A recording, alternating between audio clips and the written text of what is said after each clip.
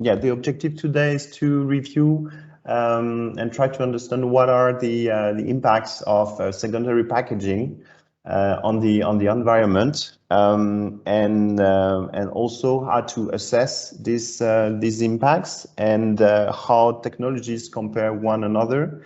So we are together with the company Glimpact today. They are specialists of the PEF methodology. So thank you, Frederic, for being here, and with Reborn. Yeah, maybe to introduce who we are briefly. Frederic, if you can introduce yourself briefly. Thank you, Mathieu, for the introduction and for the invitation to this meeting. So I'm really glad to present the conclusion of a study, and also maybe to put in perspective the secondary packaging and the PF method.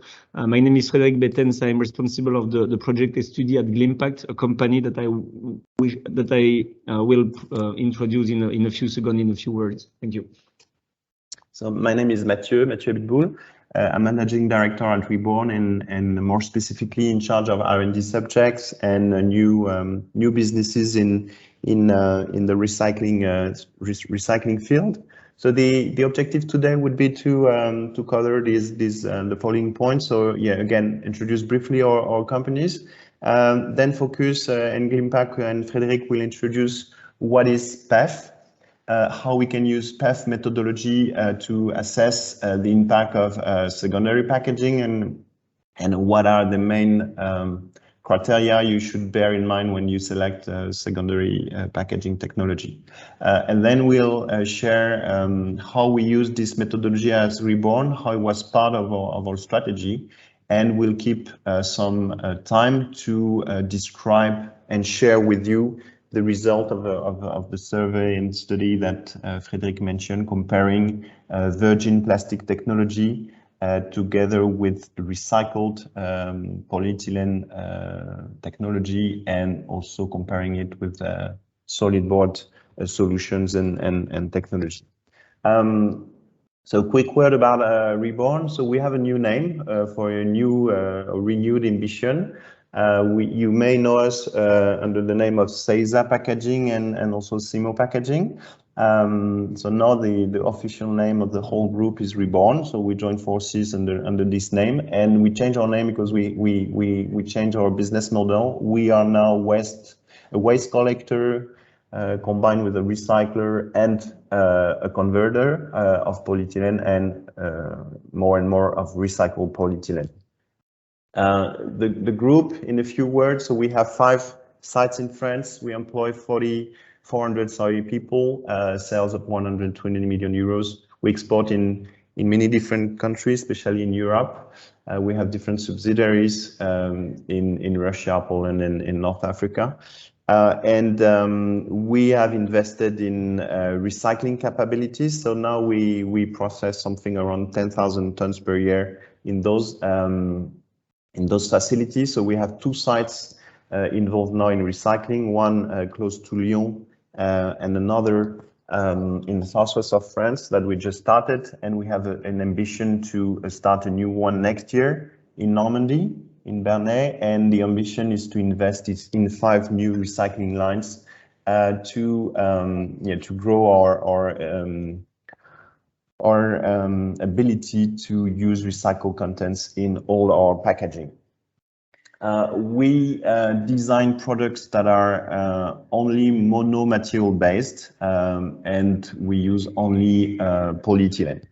And we dedicate these products for 4 markets: food and beverage, hygiene, logistic and construction, and also more and more packaging industry, where we sell our recycle pellets, or start selling our recycle pellets. Today, the example we'll share would be more focused and addressing the beverage market. And the last word about our ambition. The ambition for the group is to be able to reach 80% of our sales by 2025 with 100% recycled polyethylene in it. Really, the strategy is upcycling, not recycling. We want to design recycled products that reach the same properties and specification and values than typical virgin polymer. So we started in 2017, and now we have something around 30% of our sales that are done with 100% recycled content. It represents 1.5 billion of packs per year, so those are already big numbers, and it represents roughly around 30,000 tons of CO2 savings per year. And the ambition, as I said, is to reach 80 by 2025. Maybe your turn, Frederic. Yeah. So, thank you for the next point. Yes. Yes. So here we can. There we go to slide 2, and thanks, Mathieu, for being my finger to change slide. So yeah, for this slide, so the idea here is directly to go into Glimpact and to explain in a few words who we are. If you go to the slide 4, Mathieu, so Glimpact is a disruptive startup born 5 years ago during the program and the initiative from the European Commission, Single Market for Green Product, and probably many of you know. And during this period, two people, two entrepreneurs, they meet because they were involved in the program, and they decide to. They conclude the same thing: is this initiative is a major achievement, and it was incredible all the things that was defined during this period for the method and the definition on how to calculate and to evaluate the performance of product and organization, and they decide to set up something, to create something allowing to exploit all the thing, and this is Glimpact. And to do that, the challenge on next slide is more than just a method. The challenge of all these things is the ecological transition of industry, and that's very important, because here we are not just speaking about a method, but we are speaking about the change of a lot of things in Europe, in France, of course, and in all the countries of Europe. If you can change the slide, Mathieu. Yeah, thank you. You can directly go to the next one, because to do that, to make it possible, it was really important to have a technology, and there is no technology when we create Glimpact that's possible to exploit all the things and to design the method and all the databases. That's why we create our own technology called Glimpact. Yes, Mathieu, thanks. That's the technology. You can directly go to the next one. And for the this technology finally allows different things, but it mainly allows the assessing the assessment and the analysis of the environmental performance of product and organization with eco-design concept until the definition of action plan for the industry, like Reborn. That's exactly what they did with us, but also to enable all stakeholders to put this performance at the heart of their development strategy. So in a few words, the ambition of our company is, of course, to affirm this performance at the heart of the development models of the industry, and the lever to do that is to make it mainstream, to popularize it at maximum, and to make this criterion and also a choice of selection for consumer, and also at each level of the supply chain in order to make this ecological transition possible.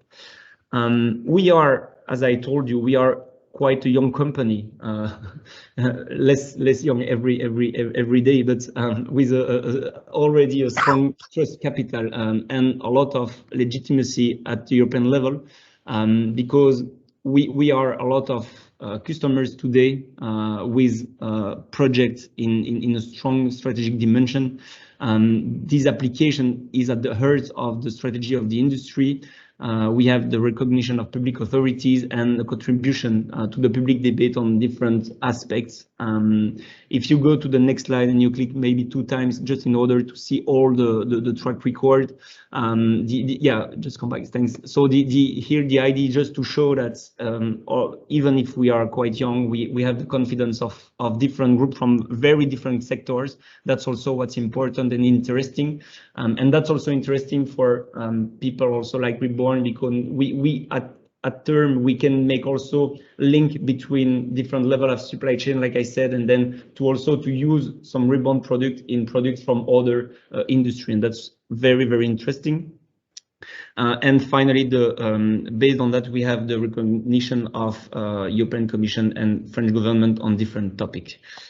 So based on all the things and the confidence that we could have, we worked on the PEF method also with Reborn. And what's important to have in mind for you with the PEF method, it's only 3 things that I want you have in mind. The first one is the life cycle approach.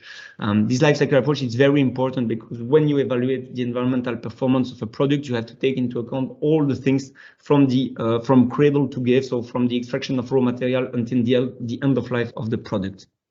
The second thing of the PEF method, which is very important, is that this method is multi-criteria. So it's not only the climate change. Climate change is very important, of course, but climate change does not cover the impact of water, the impact of acidification, the impact of some pollution in water, etc., etc. And so based on that, the environmental performance is not just only one indicator, but at 16 indicators defined by the European Commission. And the third thing very important is the fact that when you want to compare products, you have to aggregate all these criteria into one single score. And this single score was also defined by the European Commission in order to get a final result in the unit points or environmental point. And the idea here is based on that you are able now to compare different products and different functionalities. If we look at the secondary packaging and the PEF method, because it's of course the main topic of the webinar here, we can say a first thing important, but it's always better when we can say it and read it. It's that the secondary packaging is well part, of course, of the life cycle stage of the product, and it's then included in the system boundaries in the scope of the PEF method. And what's also very important and interesting is that these, based on the different work performed by the European Commission, but also internally at Glimpact level, it's interesting to see that this secondary packaging represents for some products few percent, but also it can go until 10% of the global environmental performance of some product, mainly in the food and drink products, but also for some personal care products. This is also interesting to put in perspective these impacts with in different sectors. If we look at the packet water sector, for instance, we can see here that the gram CO2 equivalent for the secondary packaging for 1 liter of packet water at the consumer is around 0.5, and it's quite the same for the environmental point from the European Commission, which is mean the aggregation of the 16 indicators. If you compare, of course, with the primary packaging, of course, it's less important because the weight of secondary packaging per product is, of course, less important than primary packaging. But if you take the assumption of a company that produces, for instance, 1 billion of liters, you can have until, of course, 500 tons of CO2 equivalent, or around 500, sorry, PEF point. And it's interesting to see that it's quite huge if you look at absolute value, because it could correspond to equivalent of more than 3,700 average household electricity consumption for this number of ménage in France, or the transport of around 3,000 average car in France. So the secondary packaging, of course, it's something on which the industry and the company can work in order to improve their global performance.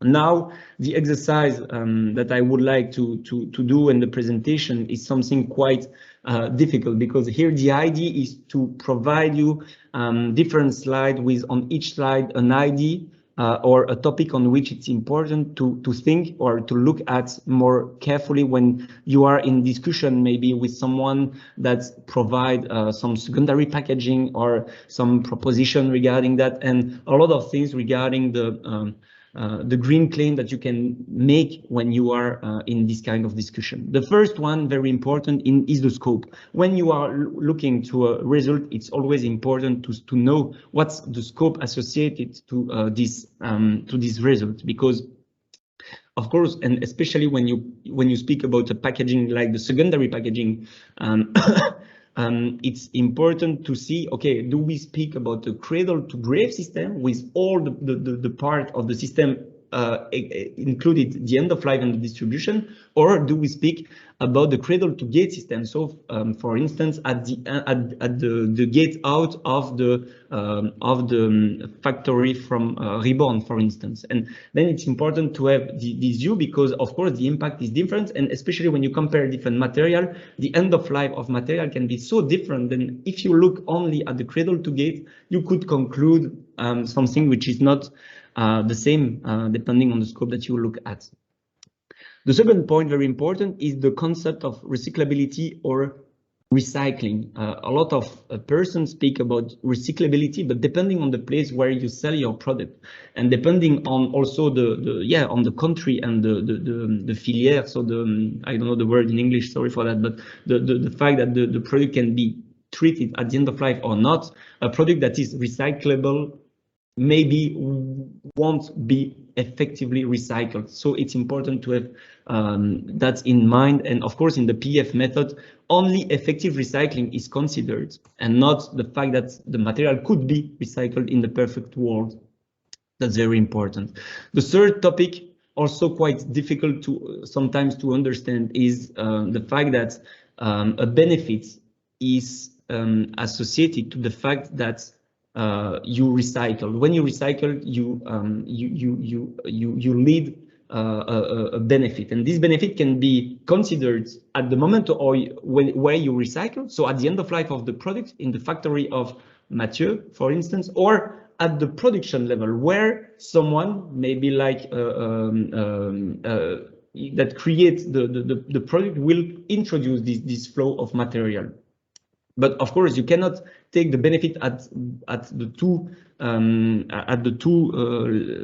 stages of the life cycle, because otherwise it would be a double count of the benefit. And that's why the European Commission defined a formula that allocates the benefit between the end of life of a product A and the production of a product B, which is called the circular footprint formula. It's also very important, because if you do not that, you could also make some mistake in the comparison of some functionality and product.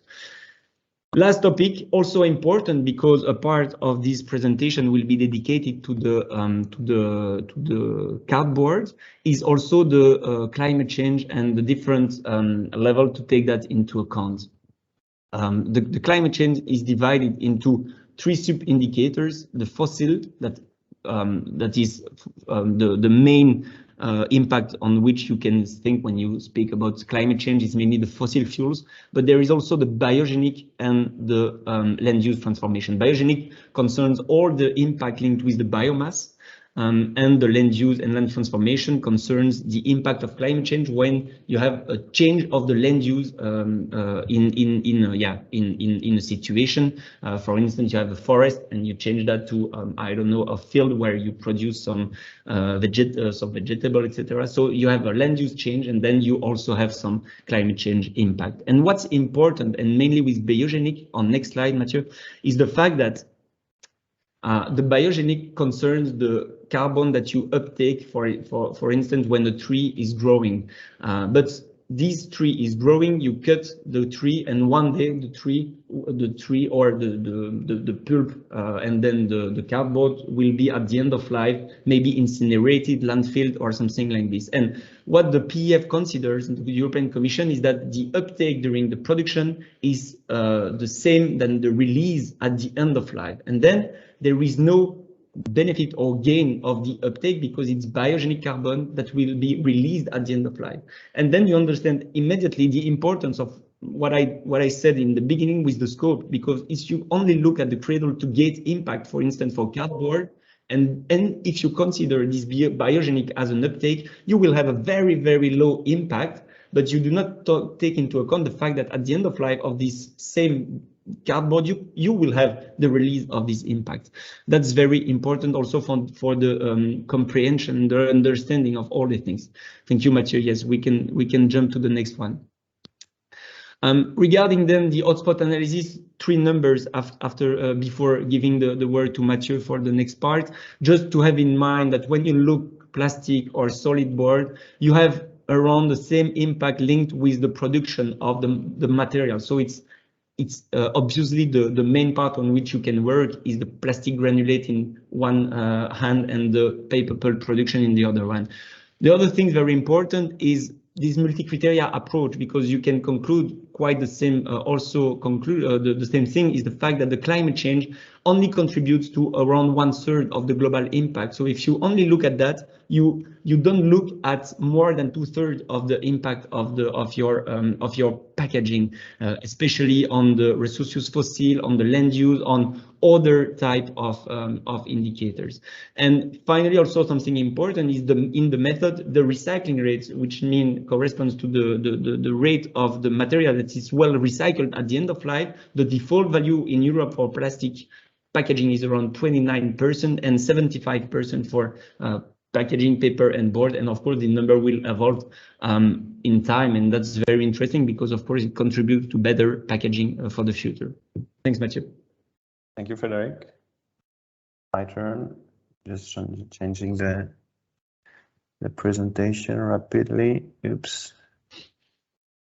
Yeah, so now we'll share how we used the PEF methodology and why we use it. So maybe going back a bit in time, since 2010 at Reborn, we had an ambition, a dual ambition actually, to work on improving our packaging on one end, and on the other end also act to improve their end of life. When we look at the first topic, the question is how to offer better products. So we had to consider which were the main drawbacks of plastic packaging and how to be able to quantify those impacts, then to be able to offer and define better products and make sure that they are really better. That's that one approach. The other topic, as I said, was to better understand the end of life of these products and understand how we could act on it, how to collect, how to be able to recycle more. So we had to better understand what was the market in France of waste, and more specifically plastic waste and polyethylene waste. What was the situation today in terms of recycling rate and upcycling rate as well, and also understand what was really used in Europe, not used in Europe, exported to Asia. It was a bit of a new journey for us, but I wanted to share some of these findings today. So if we look at the first topic, how to improve our packaging, we started trying to understand what are the main drawbacks of plastics, and to summarize them, we can consider that plastic is not good, or not as good as it should, because it's a fossil resource, meaning non-renewable. It's long-lasting, visible, and it induces visible and linear waste. And also it's associated to chemical synthesis, chemical manufacturing, and global and international supply. So this was, let's say, the starting point. And what we tried to achieve and work on since then is define and try to find another resource, non-fossil based, something that can be reused, less linear, more circular, and something that would be more local with a lower impact. So that was the ambition, but then immediately we had to consider how we can quantify and how we can make sure that what we would do would be would be really in the right direction, because as Frédéric said, we're trying here to think medium and long term, and we didn't want to find an easy solution that could be easy and on a short-term basis, but not the good ones when you look at on a longer scale base. So just to share what was our journey, and to maybe to connect with what Frédéric said. Three main steps at Reborn. First, in the early 10s, let's say, we started with a CO2 approach, using the, let's say, approved methodology, focusing on CO2 emissions. We were able to do some first comparisons, but was quite limited because it was a single criteria approach and avoiding totally the perception and assessment about the water consumption, fine particle emission, acidification, and many other topics. So we tried then to use a more comprehensive approach, LCA. So it's multi-criteria based. It's not that easy to use actually. It's a long process and costly process. So the two main problems we had was it was too long and too costly to be very iterative. And when it comes to improvement of the environmental impact, we thought it was very important to be able to run some very quick and iterative simulations. That was one point, one drawback, let's say, and the other drawback was the fact that at the end of the day, you end up with many different scores on many different criteria, but you don't really know how to play with it and what does it mean really and what you should do or shouldn't do, or at least what should be your priorities. So that's where we come to the PEF methodology. It was just new, just freshly released, let's say. Many scientists, European scientists, I think it was something around 300, if I'm correct, working on this, defining the right criteria and how you should weight them one another to be able at the end, as Frédéric explained, to reach one single score. So that's what we did. And here I share some first results. We have many other ones, but trying to summarize how we use the methodology to define our I would say corporate and environmental strategy. We took a picture of what were the emission of a standard polyethylene film, so meaning a virgin polyethylene film. Here on the right side of the slide, you see we start from 100 index, meaning that was the starting point. And as you can see, the main emission, more than 3/4, so more than 80% of the emission are related to raw material use. Mainly, when you know how polyethylene is done, it's derived from fossil fuels. So you have to extract it and then polymerize it. So, and it involves quite a lot of energy. So that's the main emission factors. Then when you look at what we were doing ourselves, so the converting of the polyethylene is quite efficient actually. It's less than 1/5 of the total emission. So it was the starting point, and we had a look at how it behaves when we replace this polyethylene by recycled polyethylene, and we reduced the emission by 43%. And maybe here a short remark, as Frédéric said. Here we're taking into account only, I would say, half of the benefit, because it's a principle of the PEF methodology, as Frédéric explained.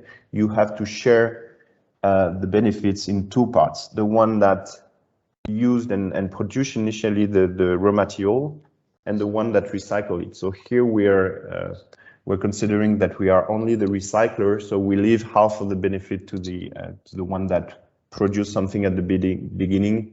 And from this production, you add a waste and with this waste, we were able to recycle. So that's the type of reduction of emission you can reach. So our strategy was simple: work on replacing more and more virgin PE by recycled PE. That's one thing. Then once we want to do that, you have to consider how you make sure that you have access to high quality recycled polyethylene. So we decided to be involved in waste collection and recycling, and also to I would say to do our share at European level, because as we've seen and we'll see that the recycling level is still low. And also part of our strategy was to always be able to compare with alternative technology to make sure that we're doing the right choices and offer the best possible choices to our clients. So the second part was to work on how to improve the end of life aspect of this plastic packaging. So to start with, we spent a lot of time in trying to understand how was structured and what was the situation on the waste market in France and also in many other European countries, in many other European countries. So just sharing here some finding or some figures. Polyethylene is by far the biggest plastic market in Europe and also globally. It's much more important than PET, that is used often as a material for primary packaging, but polyethylene is much bigger. Polyethylene market is estimated around 15 million tons consumed per year in Europe, meaning more than 20 billion market size. And this polyethylene volume includes the film, which are LDP typically, and also the HDP that you find in containers such as milk bottles. So it's 9 for the film and 6 for the rigid container. So at the end of the day, you have a waste size something around 15 million tons. So again, it's 3 to 4 times bigger than the PET market. It's a very long-lasting material. So when it ends up in a forest or somewhere else, it would typically take hundreds of years to degrade. But if you look from the opposite side, it's interesting because it's long-lasting. So it means that it has a good recycling potential. And at Reborn, we've done many tests in our labs, and what we've proved is that you can use it up to 7 times, and in the future more, but today up to 7 times without losing mechanical properties. So it's more than the potential that the paper fibers actually, where you have high recycling rate. So it means that it has a potential. When you look at the mechanical recycling technology, it's very simple. You use here a very low temperature, especially if you compare to other materials such as metal or glass. Here you work with 100 degrees temperature to be able to melt and recycle and reprocess your waste. Still, the big issue is the recycling rate. We were typically in a situation, maybe driven by the petrochemical company, where we had a very linear economical system. So low recycling rate in Europe. It's also was combined with it was linked also to the technology that were available or not available 10, 20, 30 years ago. But now we know that it is recyclable. But the situation is, in average for polyethylene, the recycling rate is only 23%. And it's mostly downcycled and not always in Europe. So that's where we are today, but hopefully changing fast and rapidly, and peer recycling is actually booming. All the market survey that we can find say that it grows at least by 25% per annum. It means that the market is doubling every 3 years. So it means that in a decade, we'll reach very high recycling figures. A decade is long, but when we look at the I would say on the environment scale, we think it's the right term we should look at and make sure we make the right choice of technology, taking this into account. Here, just sharing some figures that you may know.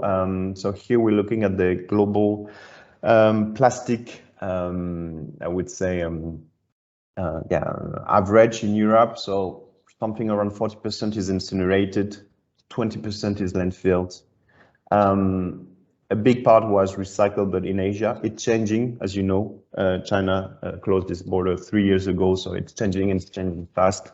And a certain part is liquid, and that's a big issue. So at our level, how we try to act positively, we're convinced that recycling of these long-lasting materials is the right choice. And again, we want to be part of it. We want to do our share, let's say. And we want to give back a value to the waste. Those waste are resources, so we plan to invest a lot in this field. We have, as I said, invest in 2 recycling lines, and we plan to invest in 5 new ones by 2025 to be able to reach the ambition I share. And to conclude, yes, so we're convinced that pushing for this upcycling of polyethylene is a good solution. When I say upcycling, it means to reach back the same level of specification and value. Value is something very important. By giving back value to this secondary resource, we make sure that a new economy is put in place, and we make sure also that it won't end up incinerated, landfilled, or even worse, liquid. So that's important. We were convinced it's an efficient solution, and it has on a short-term basis, it can reduce significantly the impact of the secondary packaging on the environment, but as well its end of life. And then the last question is, yes, but how it compares to other solution, and is it really a good option? So, Frederic, it's for you to tell now. Thank you, Mathieu. To tell us.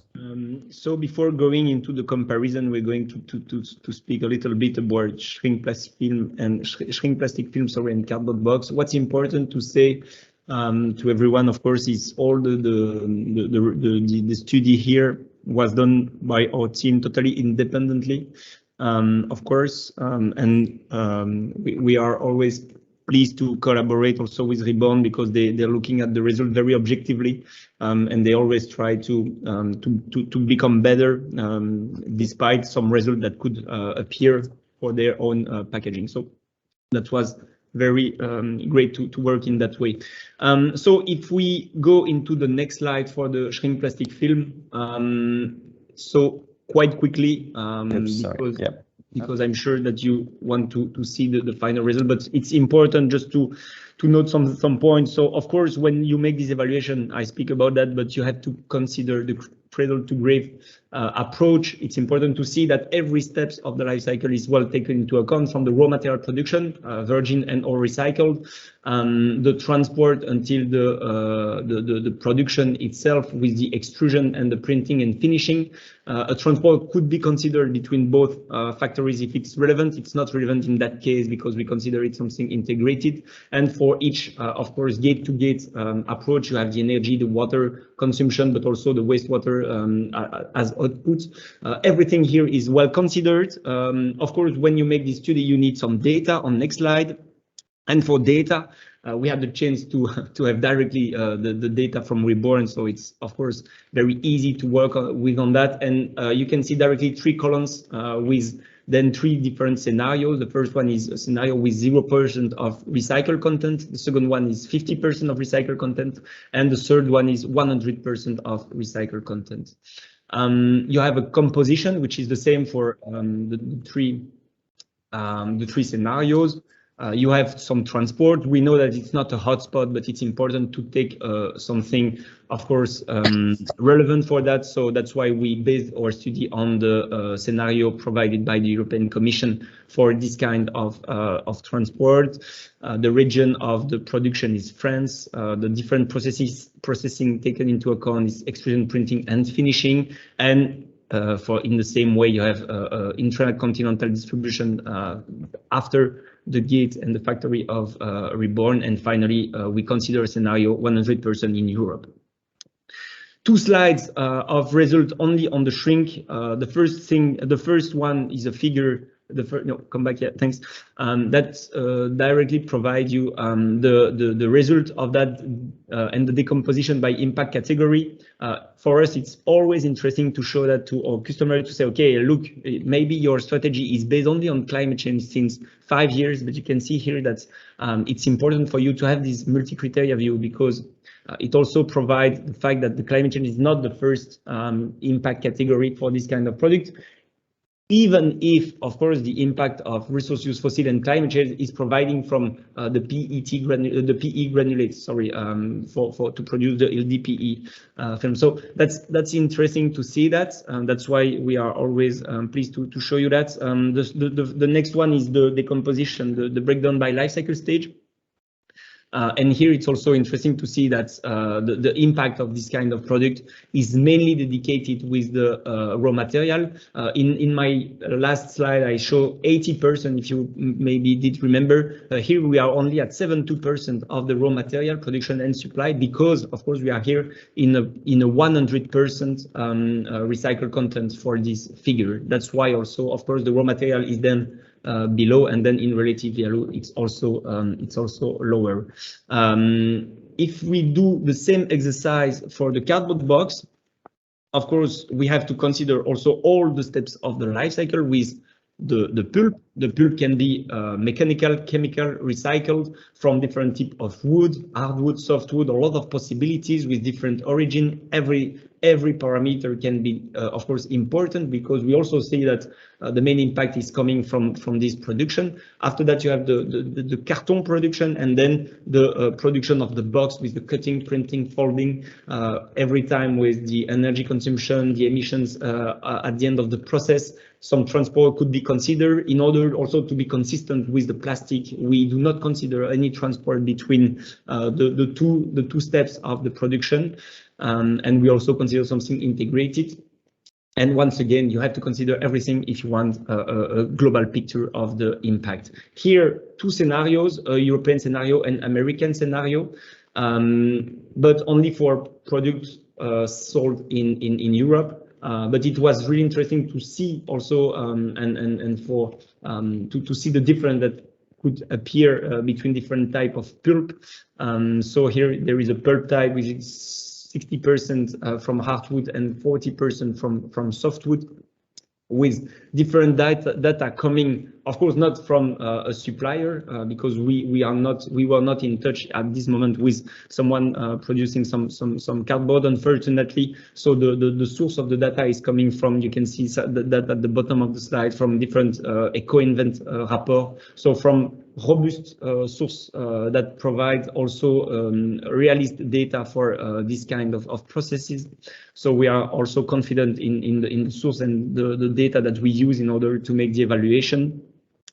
And once again, now, if we look at the results, you can see the difference between pulp from Europe and pulp from America, which is also linked with the fact that the forest is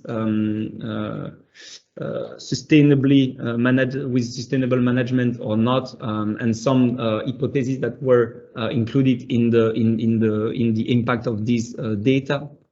But it's interesting to see that the impact of the EU pulp is significantly better than the North America pulp, mainly linked, as I said, with the production directly of that pulp and the origin of the wood. If we look at the decomposition, Mathieu, on next slide, yes, we can see here that the climate change is the main impact, but you have something very important is the land use, which is the fact that you use the land in order to produce your packaging, and the resources fossil also here to complete, let's say, around 80% of the impact is covered by these three indicators.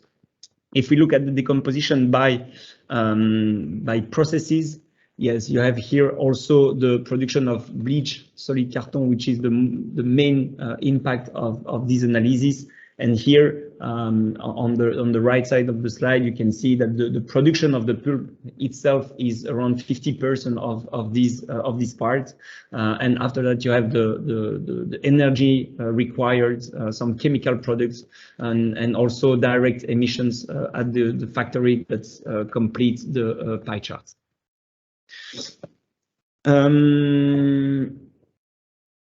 Yes, and then in order also to complete that, we worked on a different scenario, because here we worked on some average.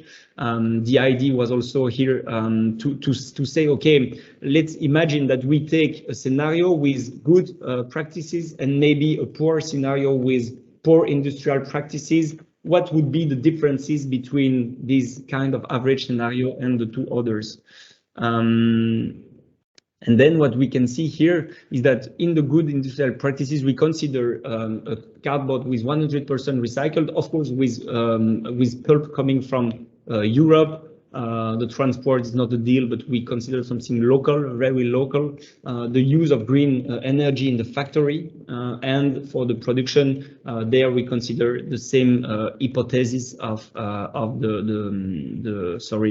report from EcoInvent. In the poor industrial practices, here we consider a pulp thermomechanical, which is the most impacting one, coming from North America, and with some assumption that increase the impact of each step of the life cycle by by taking the assumption that, for instance, we have a 10% of more energy consumption required to produce the cardboard or the box itself.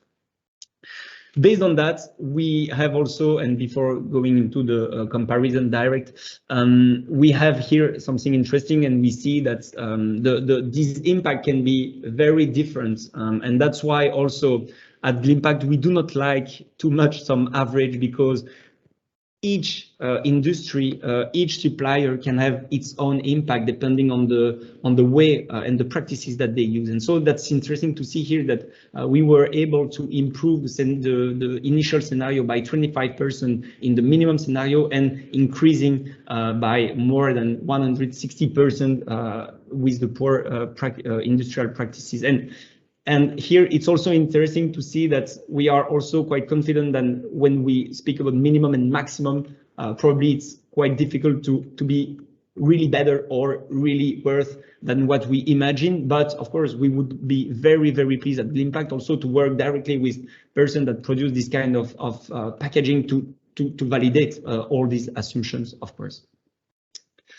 And then regarding the comparison here, of course, when you compare two things, probably most of you knows that you have to define a functionality. You cannot compare 1 kg and 1 kg, because it's not 1 kg and 1 kg that will be used to fulfill the same functions of the product. And then here, the functionality that was defined in discussion with Reborn also is to provide a secondary packaging for 6 cans that you can use, for instance, for a party with friends, or for something like this. And then when you look at that, you can have two different options. The first one is the plastic shrink film with a weight of 6.2 grams.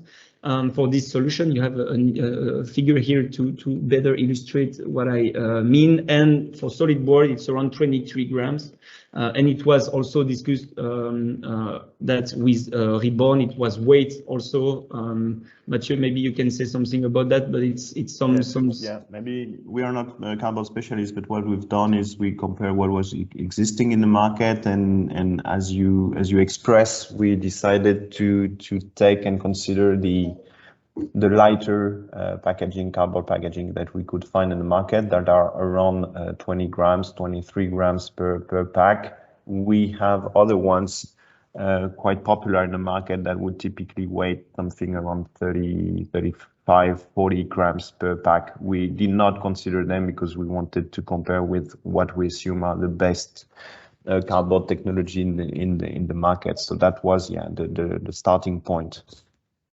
Thank you. Comparison. Thank you very much. And when we look at that regarding the global performance, what I call the global performance is all the criteria. So it's, well, the single score of the product. On the left side, you have the plastic film. On the right side, you have the cardboard solution. And we can see also in the cardboard part the different scenario that we imagine. With the third one is the what we call the minimum scenario, which is the better for the cardboard. But when you compare that, you can see that, of course, when you increase the recycled content in the plastic, your performance becomes better and better until the 0.79. And this solution is, or are, because it's also true for 0% of recycled content, but with the data that we have and with the application of the PEF methodology here, there is no debate on the fact that the solution in red are better than the solution on blue on the right side, which and then this conclusion is true for the global performance, but it's also true because I know that maybe some of you mainly are more familiar with the climate change, which is one of these indicators, but it's also true with the climate change. I repeat, when you look at the global life cycle stage, the conclusion here are the same.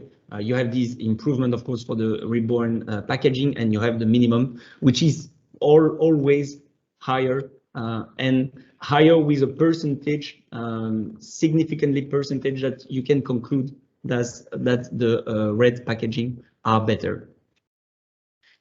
If we conclude, in order to leave you also ask your question, and maybe just a word of introduction in this conclusion, is the fact that the role of Glimpact here is not to say that the plastic is better than cardboard. That's not my point. My point is to say that on this kind of application, here with the data that we had, the solution that we have with the weight considered is well better without any kind of possible discussion, even with the best scenario that we identified on the cardboard side.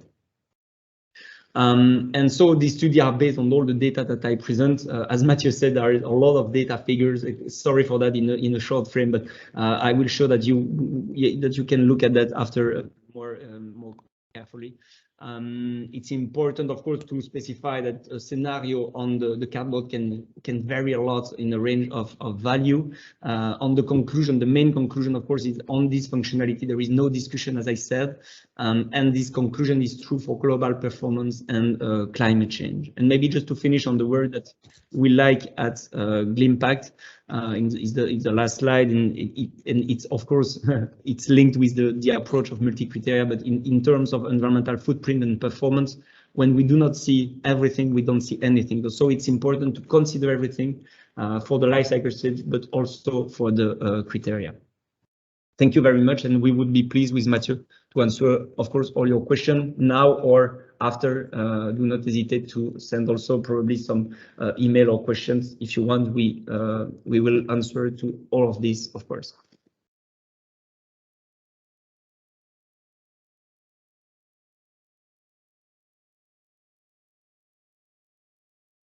When there is no question, Mathieu, even if it's either it's very clear or it's not clear though. Not clear at all. No, hopefully, I hope it's clear. But as we said, we will share the result, the value. Melanie is saying that they are digesting. Yeah, I guess. Yeah, many slides. I hope it was clear and helpful. Maybe a quick word on my side. I believe it's an opportunity. We have now an opportunity to. The environmental subject is not easy. We discover it working with Glimpact. We told that there are many criteria. It's actually a very interesting subject. We try at Reborn to be trained, to be more knowledgeable about this subject, to be sure that thinking about long terms, again, we are doing the right choice. And I said we see opportunity because now we have tools. Many aspects of the environmental subject are not visible. When we talk about CO2, it's hardly visible. We talk about its long-term effects. When we talk about plastic, we see the visual impact, but there are all the non-visual ones. And yeah, we are really satisfied at Reborn to be able to use this PEF methodology. We hope and that it would be largely and widely adopted, because again, we think it's the right tool. And the other opportunity we see is that we can do better. We should do better. Again, we'll try to do our best at Reborn, but we see that this great resource that are plastics can be kind of magic secondary resource. Again, it has been used over from the 60s up to now because it has many advantages. It has some drawbacks, but if you think about plastic in a circular way, there are many things that can be done and should be done now. And I think also on this other topic, we have in the 21st century also options. We have new technologies available for the collection, sorting of waste, for the recycling. And again, it requires a limited amount of energy and therefore of emission to go back to a new resource using this type of waste. So we think that plastics maybe haven't done great over the past 20, 30 years, but what we see in in the market now is many people investing and trying to find good alternatives. So that's what we try to do at Reborn, and we wanted to share those results, and we hope it helps, and it would kind of influence the choices. And also we'd be happy to work with you and trying to implement this type of solution. Many of our clients have already trusted us, and as I said, we are now manufacturing up to 1.5 billion of pack per year. We are working on our budget, and we see that it will be growing quite strongly next year again. So yeah, we are very satisfied that we have the trust of our clients on this journey, using more and more recycled content in our packaging. We have a question from Danielle. Thank you. So the good question. The typical recipe we're using, we have different ones, but the typical recipe is to use 60-70% of PCR in our product. The other share can be typically 30 PIR, so pre-consumer waste coming from other industry. And when we look at the PCR content, it's defined by an ISO standard called 14021. There are different levels of PCR. You have household, as you mentioned in your question. You have waste that are done by the, let's say, the logistic distribution centers, and waste that can be done at the industry level, but all of them are post-consumer, meaning that the packaging, for example, has been used by the consumer being either an industry, the distribution, or the end consumer. So today the municipal waste roughly account for 30% of the waste you can find in Europe. Today, what we are doing, we have launched a new product this year where we use 20-25% of municipal waste in our product. This is something that we are testing and launching with some of our clients.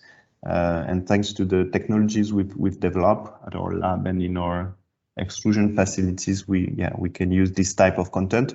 At the end of the day, the strategy is to use the right proportion of waste we can find in the market. Again, the household waste accounts roughly at European level for 30% of the waste. 70% of the waste approximately are generated before it reaches the end consumer.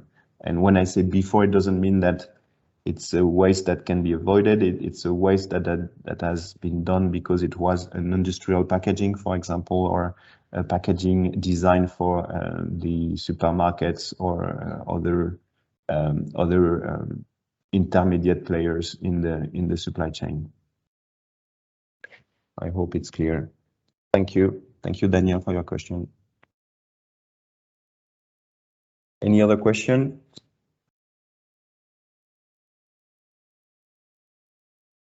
Okay, thank you. So we'll assume, Frédéric, that we were clear enough. Thank you, all of you, for your participation. Thank you, Frédéric, again for being with us today and for your detailed and technical explanation. I hope it was helpful. And again, we will send back to you the presentation. And if you have any additional question you want to cover, we'd be happy to share by email or physically or digitally, whatever. Thank you to all of you, and goodbye. Have a good day.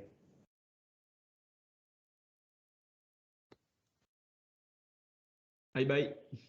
Goodbye. Merci Frédéric. Bonne journée. À très bientôt.